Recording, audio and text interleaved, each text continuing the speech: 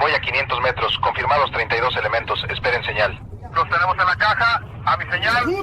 Suprimido. Contacto. ¡Ponte la salida trasera! La inteligencia había llegado 48 horas antes del momento en que 32 sicarios del cártel Jalisco Nueva Generación abordarían sus camionetas blindadas con la misión de establecer un narcobloqueo en la entrada principal de Tepalcatepec, esa ciudad de 40,000 habitantes que durante décadas había sido el epicentro de guerras territoriales entre organizaciones criminales que se sucedían unas a otras como mareas de violencia que nunca terminaban de retirarse completamente.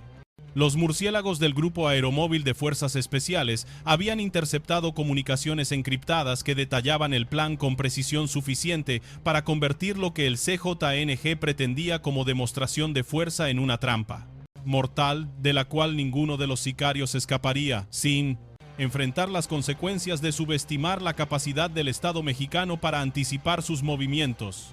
El plan del cartel era clásico en su simplicidad táctica.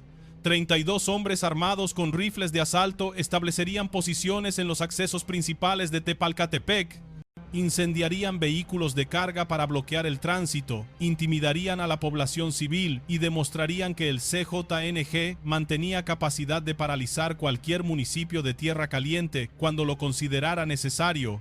Mensaje dirigido tanto a las autoridades federales como a los grupos rivales que controlaban la ciudad bajo el mando de Juan José Farías Álvarez, el abuelo, líder de Cárteles Unidos y enemigo jurado de Nemesio Oseguera Cervantes desde que su alianza se había quebrado años atrás en una disputa que había dejado centenares de muertos. Tepalcatepec cargaba sobre sus calles empolvadas el peso de una historia que la convertía en símbolo de todo lo que había salido mal en la guerra contra el narcotráfico mexicano. Aquí había nacido el movimiento de autodefensas que en 2013 prometió liberar a Michoacán del yugo de los caballeros templarios. Aquí el abuelo había emergido como figura de resistencia popular antes de que las investigaciones revelaran sus propios vínculos con el crimen organizado. Aquí el comisionado federal Alfredo Castillo había armado legalmente a civiles que terminarían convirtiéndose en nuevos caciques criminales. Cada esquina del municipio guardaba memorias de balaceras y emboscadas y ejecuciones que habían marcado el territorio con sangre que nadie había logrado lavar. El municipio de 40,000 habitantes se extendía sobre un territorio de 600 kilómetros cuadrados donde la agricultura de limón y caña de azúcar coexistía con la producción de drogas sintéticas en laboratorios clandestinos. Escondidos en la sierra, la carretera que conectaba Tepalcatepec con Apatzingán hacia el norte y con Cualcomán hacia el sur había sido escenario de tantos enfrentamientos que los habitantes habían aprendido a calcular tiempos de viaje, no solo por distancia, sino por probabilidad de encontrar narcobloqueos o balaceras que obligaran a buscar rutas alternativas o simplemente a regresar y esperar que la violencia amainara. El ejército mexicano había establecido una unidad de desminado en Tepalcatepec meses atrás, reconocimiento tácito de que el territorio estaba tan sembrado de artefactos explosivos improvisados que los caminos rurales se habían convertido en campos minados donde cada paso podía ser el último. Desde 2021, las narcominas habían matado a más de 30 personas entre militares y civiles, incluyendo a un padre y su hijo, que detonaron una mientras cruzaban una parcela entre Aguililla y El Aguaje. Era la evolución más siniestra de una guerra que ya no se libraba solo con balas, sino con explosivos diseñados para mutilar y aterrorizar.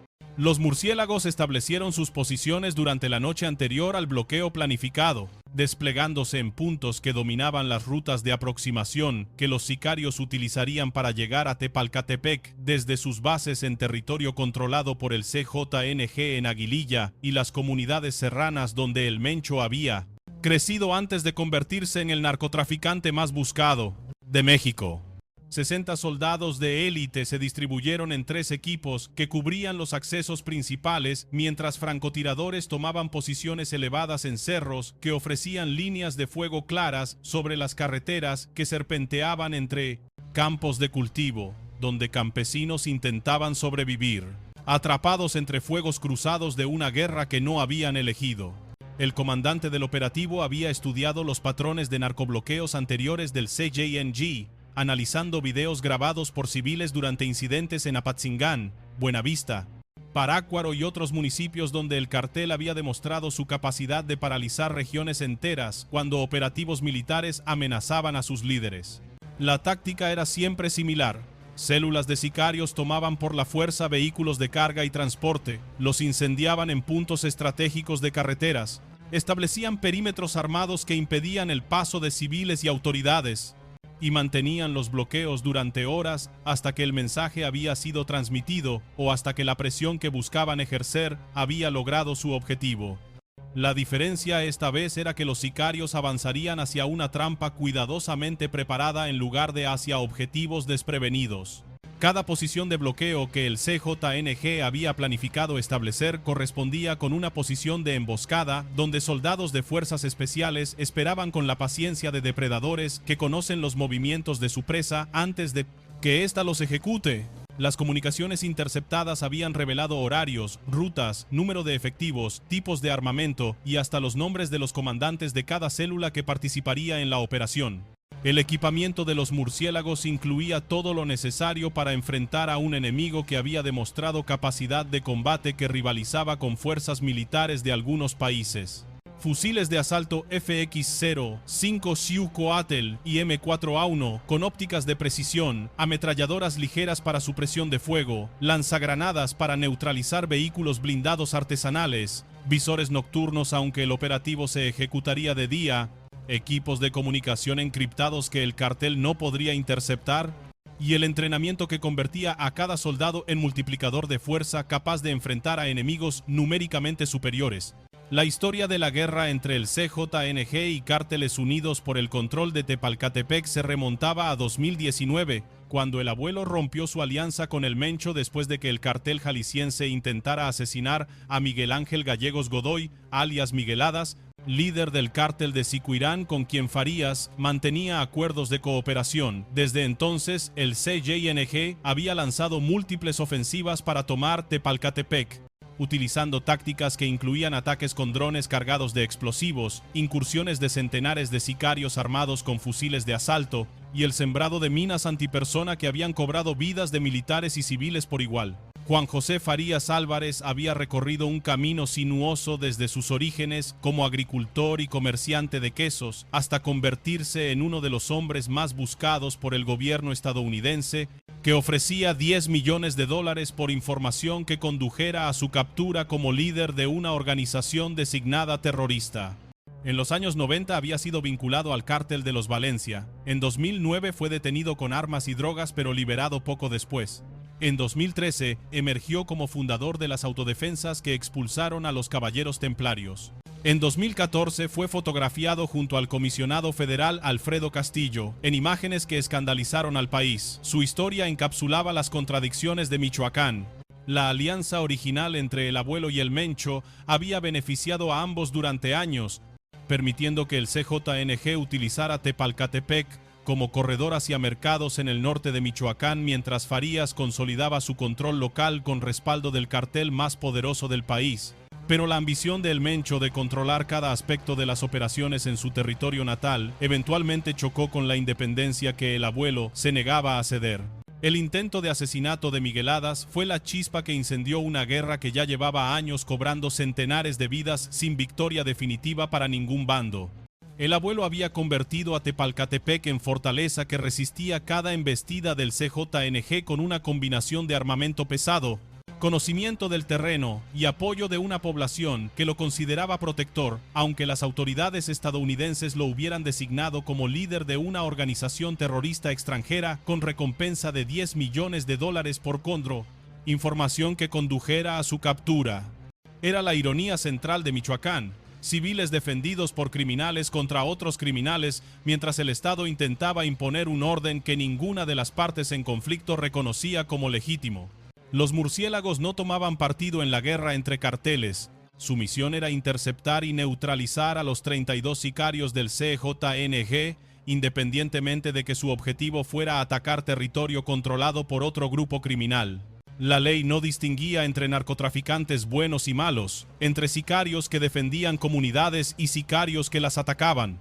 Todos enfrentarían las mismas consecuencias si las fuerzas del Estado lograban capturarlos, Aunque la realidad operativa de Michoacán frecuentemente obligaba a priorizar amenazas inmediatas sobre consideraciones de justicia abstracta, el amanecer del día señalado encontró a los soldados en sus posiciones, camuflados entre la vegetación que bordeaba las carreteras de acceso a Tepalcatepec. El sol de tierra caliente comenzaba a calentar un paisaje de cerros y valles donde limonares y campos de maíz coexistían con laboratorios clandestinos y casas de seguridad que todos conocían pero nadie denunciaba. Los campesinos que transitaban temprano hacia sus parcelas no notaron nada inusual, ajenos a la presencia de 60 hombres armados que esperaban la llegada de un convoy que transformaría esa mañana ordinaria en escenario de combate.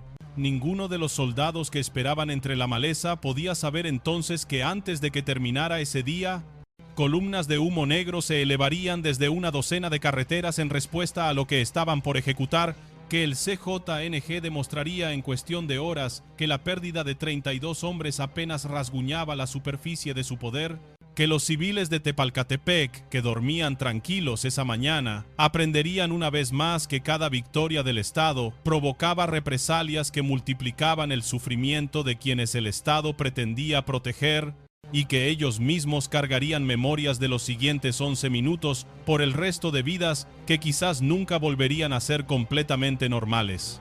Las horas previas a la llegada del convoy transcurrieron con la lentitud que caracteriza toda espera antes del combate, minutos que parecían horas, mientras los soldados mantenían posiciones incómodas, sin poder moverse por temor a revelar su presencia. El calor comenzó a intensificarse a medida que el sol ascendía, sudor que empapaba uniformes y dificultaba la concentración en una vigilancia que no podía relajarse ni un segundo. Los francotiradores ajustaban periódicamente sus miras, verificando que el calor no distorsionara las lecturas de distancia que serían críticas cuando llegara el momento de disparar. Los equipos de comunicaciones monitoreaban las frecuencias que la inteligencia había identificado como utilizadas por el CJNG, escuchando conversaciones que confirmaban que el convoy continuaba aproximándose según el plan interceptado. Cada actualización era transmitida al comandante, que ajustaba mentalmente el timing del operativo, calculando cuándo ordenar que los francotiradores tomaran sus objetivos y cuándo desatar el fuego que convertiría la carretera en zona de muerte para los sicarios que avanzaban confiados hacia su destrucción. Los especialistas en señales traducían códigos que el cartel creía impenetrables, pero que meses de vigilancia habían descifrado con la paciencia metódica de quienes comprenden que la guerra moderna se gana primero en el espectro electromagnético. A las 9:47 minutos, los primeros vehículos del convoy del CJNG fueron detectados por observadores adelantados, apostados a 5 kilómetros de las posiciones principales.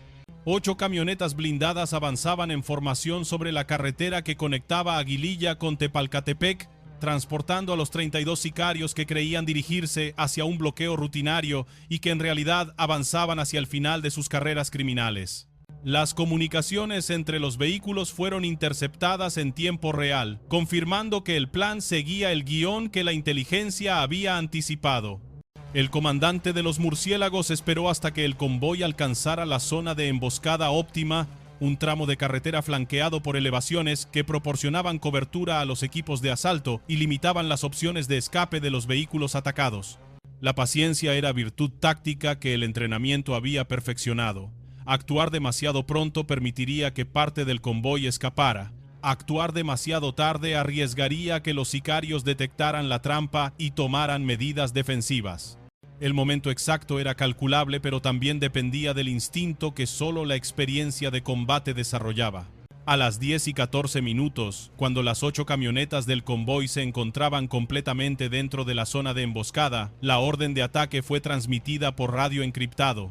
Los primeros disparos provinieron de francotiradores que neutralizaron a los conductores de los vehículos de vanguardia y retaguardia, inmovilizando el convoy en una trampa de la cual no había escape posible.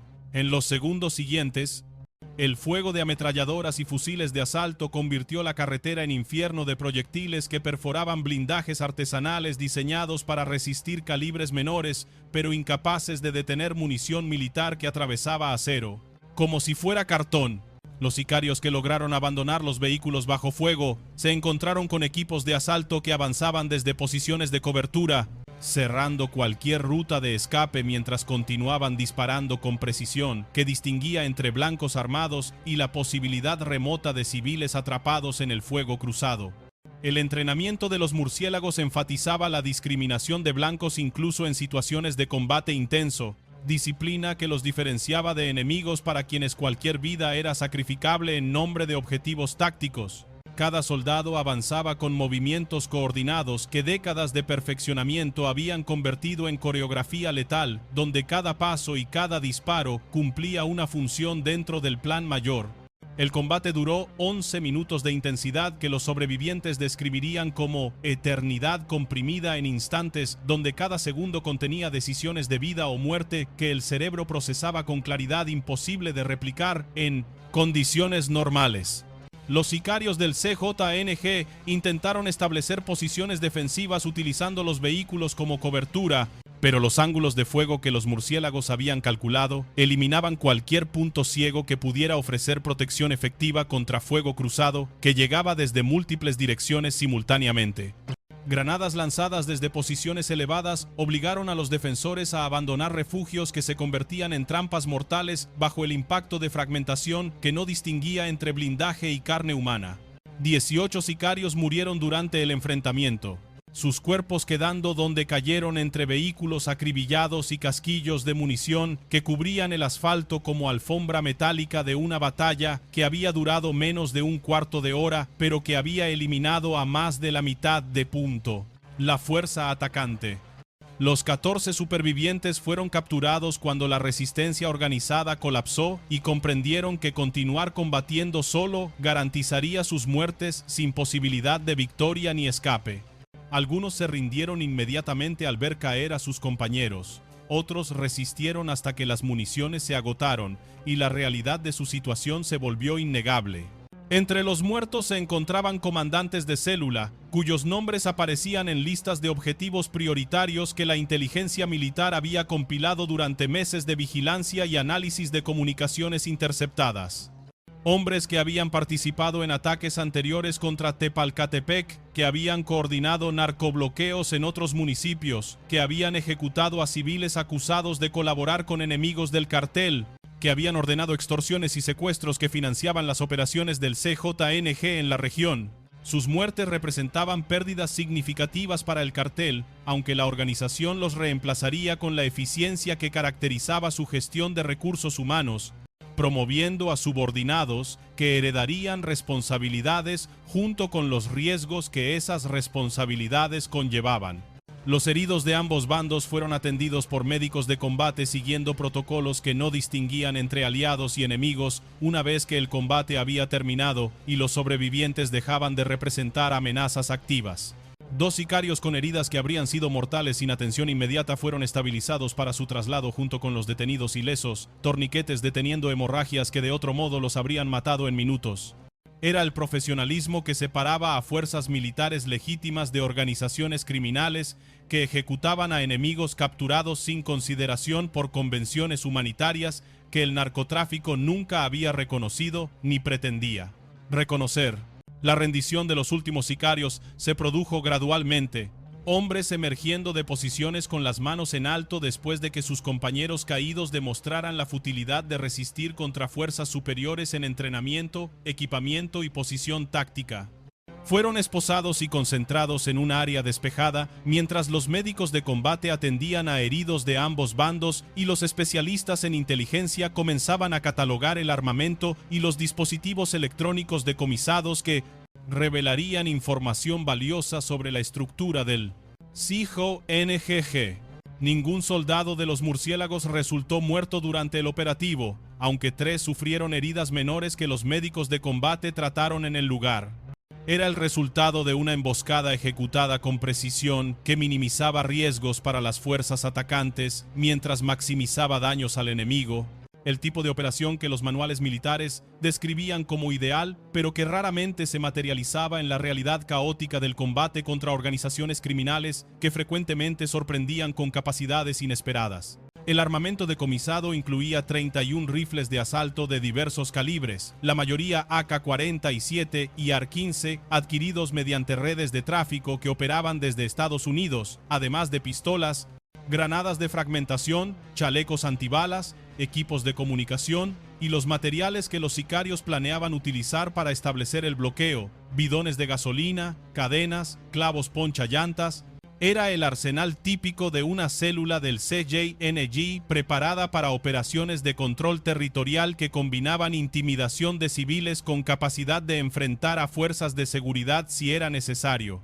Los vehículos blindados artesanales que el convoy había utilizado fueron examinados por especialistas que documentaron las modificaciones que el crimen organizado implementaba para convertir camionetas comerciales en plataformas de combate.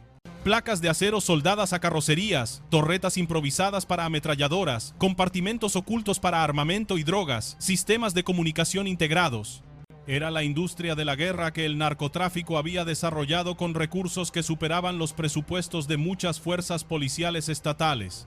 La noticia del operativo se propagó por Tepalcatepec antes de que las autoridades emitieran comunicados oficiales, habitantes recibiendo mensajes de familiares y conocidos que habían presenciado el convoy del CJNG avanzando hacia la ciudad antes de que el sonido distante de disparos confirmara que algo había ocurrido en la carretera. La tensión que había precedido al bloqueo anticipado se transformó en alivio cauteloso cuando comprendieron que las fuerzas federales habían interceptado la amenaza antes de que alcanzara sus calles. El abuelo Farías y sus hombres de Cárteles Unidos observaron el desarrollo de los eventos desde posiciones que habían preparado para defender Tepalcatepec contra la incursión del CJNG que esperaban. La intervención de los murciélagos los había privado de la oportunidad de enfrentar a sus enemigos directamente, pero también los había liberado de un combate que habría cobrado vidas de sus propios sicarios y posiblemente de civiles atrapados en el fuego cruzado. Era la paradoja de una guerra donde el Estado ocasionalmente protegía a criminales de otros criminales sin que eso significara alianza ni aprobación. Los 14 sicarios capturados fueron trasladados hacia instalaciones militares en Morelia, donde especialistas en interrogatorio extraerían información sobre la estructura del CJNG, sus planes futuros, sus conexiones con funcionarios corruptos y sus redes de distribución de drogas que se extendían desde laboratorios en la Sierra Michoacana hasta mercados en Estados Unidos. Cada detenido representaba una ventana hacia niveles superiores de la organización, aunque la experiencia había enseñado que la compartimentación criminal limitaba cuánto conocía cada eslabón sobre la cadena completa. Los sicarios de bajo nivel raramente conocían a los comandantes que ordenaban sus acciones. Los comandantes raramente conocían las rutas financieras que movían las ganancias. Los interrogatorios iniciales revelaron que el bloqueo de Tepalcatepec formaba parte de una ofensiva más amplia que el CJNG había planificado contra múltiples objetivos en Tierra Caliente, coordinada para demostrar que las fuerzas federales desplegadas bajo el Plan Michoacán no podían proteger simultáneamente todos los frentes que el cartel era capaz de atacar. La intercepción de esta célula había desarticulado uno de los componentes de esa ofensiva, pero otras operaciones probablemente se ejecutarían en las horas siguientes en municipios donde la inteligencia no había logrado anticipar los movimientos criminales. El CJNG respondió al operativo con la velocidad que caracterizaba sus patrones de retaliación. Antes del mediodía, narcobloqueos aparecieron en carreteras de Aguililla, Buenavista y Apatzingán. Vehículos incendiados que cortaban el tránsito mientras sicarios armados demostraban que la pérdida de 32 hombres no había disminuido su capacidad de paralizar la región cuando lo consideraba necesario. Era el mensaje que siempre transmitían después de cada golpe recibido. Somos más grandes que cualquier derrota individual. Tenemos recursos para absorber pérdidas y continuar operando indefinidamente. Los bloqueos se multiplicaron durante las horas siguientes, extendiéndose a municipios que no habían sido afectados directamente por el operativo, pero donde el CJNG mantenía células capaces de ejecutar acciones coordinadas con pocas horas de aviso. Camiones de carga, autobuses de pasajeros, vehículos particulares fueron detenidos por hombres armados que los obligaban a descender antes de rociarlos con gasolina y prenderles fuego. Los conductores podían considerarse afortunados si escapaban sin más trauma que presenciar la destrucción de vehículos que representaban sus medios de vida.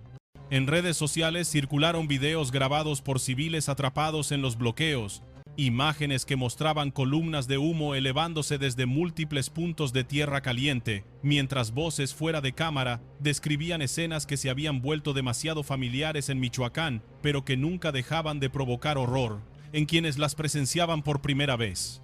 Los hashtags que documentaban la violencia alcanzaron tendencia nacional, recordatorio de que la guerra contra el narcotráfico continuaba cobrando costos que ninguna victoria táctica parecía capaz de reducir, mientras las condiciones estructurales que alimentaban el conflicto permanecieran intactas bajo la superficie de comunicados oficiales que celebraban operativos exitosos. Las columnas de humo negro que se elevaban desde camiones y autobuses incendiados en múltiples puntos de tierra caliente contrastaban con el cielo azul de diciembre, imágenes que se propagaron por redes sociales como testimonio de una guerra que ningún operativo exitoso parecía capaz de terminar.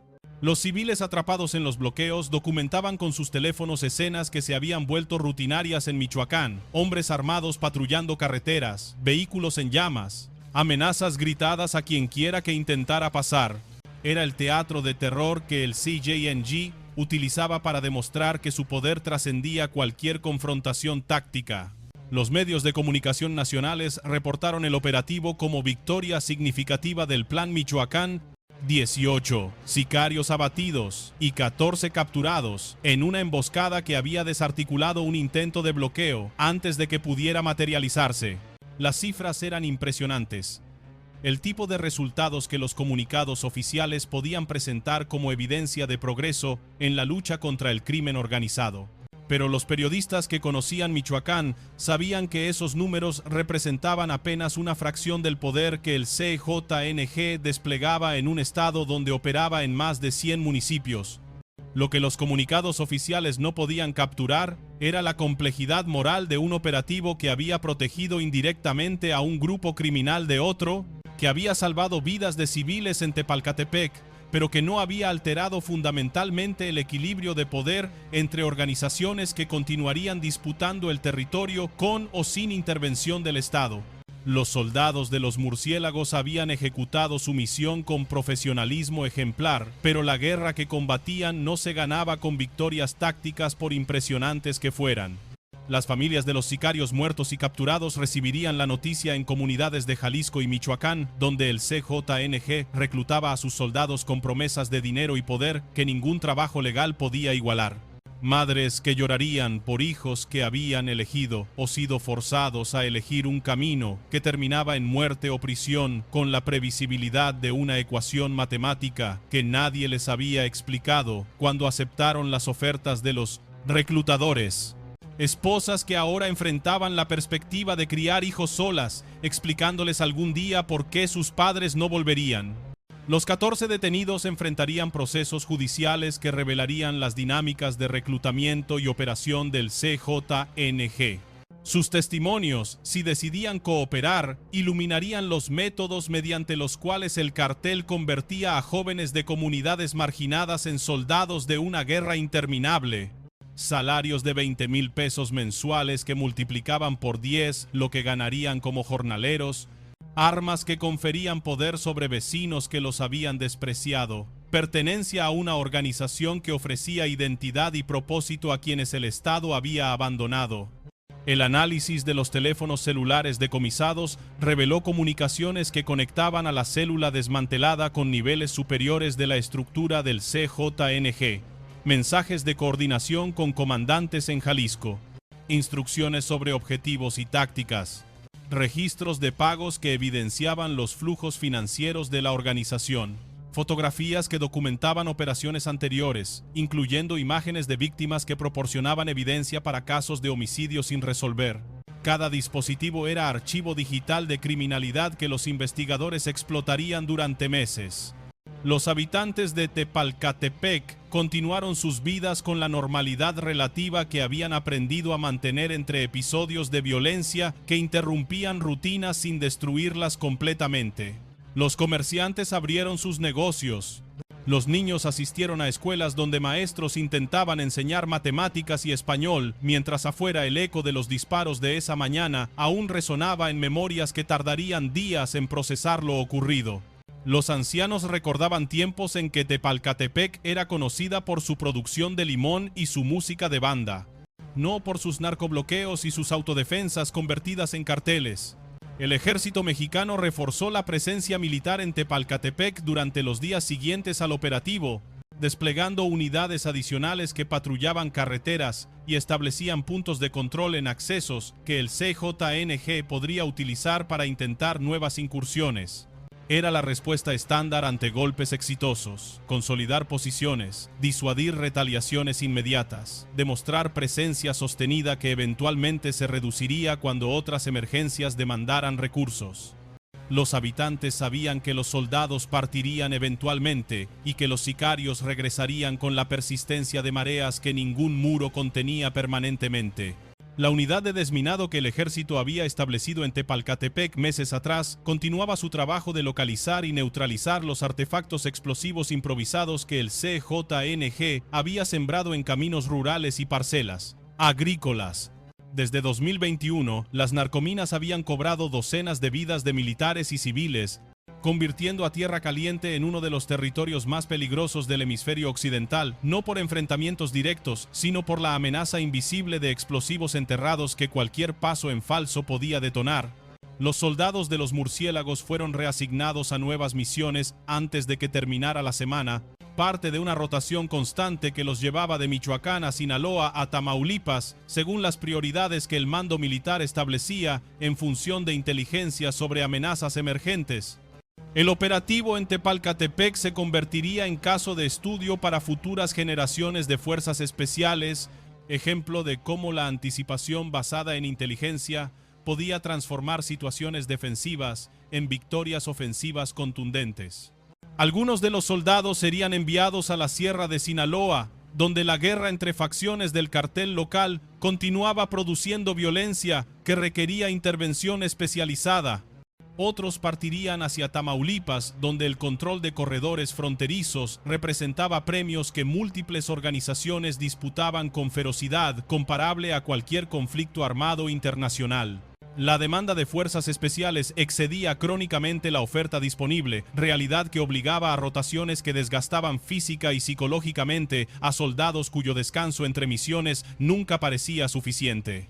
Los veteranos del operativo de Tepalcatepec cargarían las memorias de esos 11 minutos de combate por el resto de sus carreras y probablemente de sus vidas. Imágenes de sicarios cayendo bajo fuego preciso, sonidos de impactos de bala contra metal y carne, el olor de pólvora y gasolina y sangre que ningún entrenamiento preparaba completamente para procesar. Algunos procesarían esos recuerdos sin dificultad aparente. Otros desarrollarían síntomas que requerirían atención que el sistema militar no siempre proporcionaba adecuadamente. Las lecciones del operativo serían analizadas en sesiones de debriefing que identificarían aciertos replicables y errores evitables. La coordinación entre equipos de asalto había funcionado con precisión que minimizó bajas propias mientras maximizaba daños al enemigo. Los francotiradores habían neutralizado amenazas clave en los segundos iniciales del combate. Los equipos de seguridad perimetral habían cerrado rutas de escape efectivamente. Era el tipo de operación que justificaba las inversiones en entrenamiento y equipamiento que convertían a los murciélagos en una de las unidades más capaces de las Fuerzas Armadas mexicanas. El costo psicológico del operativo se manifestaría gradualmente en los días y semanas siguientes, memorias de combate que resurgirían en momentos inesperados para soldados que habían matado a 18 hombres en 11 minutos de violencia concentrada. El entrenamiento preparaba para ejecutar acciones letales, pero ningún entrenamiento preparaba completamente para procesar las consecuencias emocionales de haber tomado vidas humanas, por justificado que estuviera desde cualquier perspectiva legal o moral. Algunos procesarían esas memorias sin dificultad aparente. Otros desarrollarían síntomas que requerirían atención. El sistema de salud mental militar reconocía formalmente la existencia del trastorno de estrés postraumático, pero carecía de recursos suficientes para atender a todos los soldados que lo desarrollaban después de operativos como el de Tepalcatepec. Los que buscaban ayuda frecuentemente enfrentaban estigma de compañeros que consideraban la vulnerabilidad emocional como debilidad incompatible con la identidad de fuerzas especiales. Los que no la buscaban cargaban solos con memorias que emergían en pesadillas y flashbacks que ninguna cantidad de alcohol o negación lograba silenciar permanentemente. Las comunidades de la Sierra de Aguililla, de donde provenían muchos de los sicarios muertos y capturados, experimentarían las consecuencias del operativo de maneras que los comunicados oficiales nunca documentarían. Familias que perderían fuentes de ingreso que dependían de salarios pagados por el CJNG. Jóvenes que serían reclutados para reemplazar a los caídos, perpetuando el ciclo de violencia que cada generación heredaba de la anterior. Desplazamiento de pobladores que huirían de represalias anticipadas. Era el costo humano oculto de victorias militares que las estadísticas celebraban sin considerar sus ramificaciones sociales. El Plan Michoacán continuó desplegando operativos en otros puntos del estado mientras Tepalcatepec procesaba los eventos de esa mañana de diciembre. Las cifras acumuladas desde el inicio de la estrategia impresionaban. Cientos de detenidos, toneladas de drogas decomisadas, decenas de laboratorios desmantelados, cientos de artefactos explosivos neutralizados. Pero las cifras no capturaban la realidad de comunidades que continuaban viviendo bajo el control de facto de organizaciones criminales que ninguna cantidad de operativos parecía capaz de erradicar permanentemente. La economía de Tepalcatepec seguía funcionando bajo reglas que combinaban legalidad formal con informalidad criminal de maneras que habían evolucionado durante décadas. Los limoneros pagaban cuotas a quienquiera que controlara el territorio. Impuesto paralelo que reducía márgenes ya estrechos, pero que garantizaba la posibilidad de trabajar sin ser víctimas de violencia directa. Los comerciantes operaban bajo arreglos similares. Los transportistas conocían las tarifas de paso por carreteras controladas. Era el sistema tributario del crimen organizado, más eficiente en su recaudación que cualquier estructura gubernamental. Las mujeres de Tepalcatepec cargaban peso desproporcionado de la violencia que definía la vida en la región. Viudas de sicarios de todos los bandos, madres que habían perdido hijos en enfrentamientos, esposas que criaban familias solas mientras maridos cumplían sentencias o yacían en tumbas marcadas o sin marcar.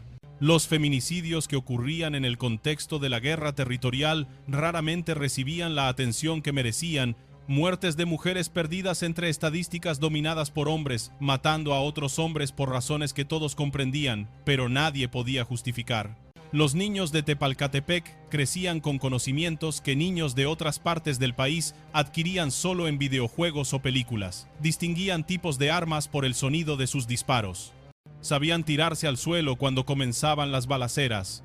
Conocían las reglas no escritas de supervivencia en territorio disputado, no mirar demasiado a hombres armados, no hacer preguntas sobre ausencias súbitas de vecinos, no comentar lo que presenciaban. Era educación paralela que ningún programa escolar oficial incluía, pero que la realidad imponía con la pedagogía implacable de la violencia.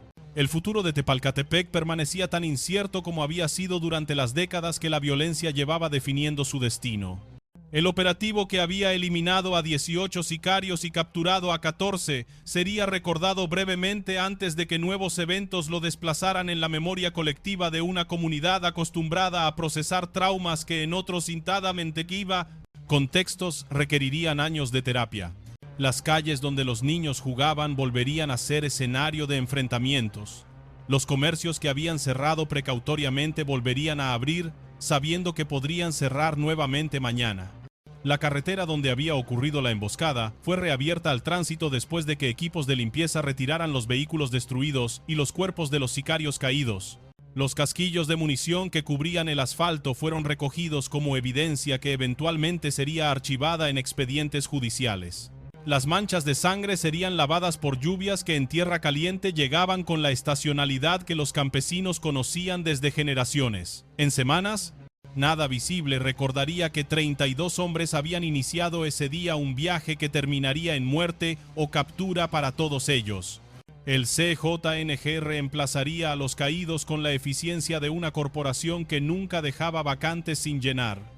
Reclutadores visitarían comunidades de Jalisco y Michoacán ofreciendo los mismos salarios, las mismas armas, las mismas promesas de poder y pertenencia que habían seducido a los 32, que ya no podrían cumplir con sus misiones. Era el ciclo que cada operativo exitoso interrumpía brevemente sin romper. Regeneración constante de un enemigo cuyas raíces se hundían en condiciones sociales que ninguna estrategia militar podía modificar. La última imagen de esta narrativa captura un momento que ocurrió horas después del operativo en una casa humilde de Tepalcatepec. Una familia cenando tortillas y frijoles mientras afuera el ruido distante de helicópteros militares confirmaba que la presencia federal continuaba vigilando un territorio que todos sabían imposible de pacificar permanentemente. El padre calculando si los ingresos del mes alcanzarían para la cuota que el cartel local exigía, además de alimentar a sus hijos. La madre preocupada por el adolescente que últimamente llegaba tarde con dinero que no podía explicar. Los niños haciendo tareas sobre una mesa donde la luz de una bombilla desnuda proyectaba sombras que parecían presagios. El operativo que interceptó a 32 sicarios del CJNG será archivado como éxito en los registros del Plan Michoacán, 18 abatidos y 14 capturados en números que funcionarios presentarán como evidencia de progreso. Los nombres de los muertos aparecerán en listas que nadie fuera de sus familias leerá. Los capturados enfrentarán procesos que tardarán años en resolverse mientras sus reemplazos ya patrullan las mismas carreteras donde ellos cayeron. Y mañana, o la semana próxima, o el mes siguiente, otros sicarios intentarán otro bloqueo en otra entrada de otro pueblo, donde quizás no habrá murciélagos esperándolos. Porque esta es la verdad que ningún comunicado oficial revela. La guerra en Tepalcatepec no se gana con emboscadas exitosas, ni con sicarios capturados, ni con narcobloqueos prevenidos. Se gana, si acaso puede ganarse, transformando las condiciones que convierten al crimen organizado en opción racional para jóvenes sin alternativas, que hacen de la extorsión el sistema tributario más eficiente del Estado, que permiten a hombres como el abuelo gobernar municipios con más legitimidad popular que cualquier autoridad electa. Mientras esas condiciones persistan, mientras Tepalcatepec siga siendo más conocida por sus autodefensas que por sus limones, habrá siempre otros 32 sicarios preparándose para el próximo bloqueo, y quizás la próxima vez no habrá nadie esperándolos.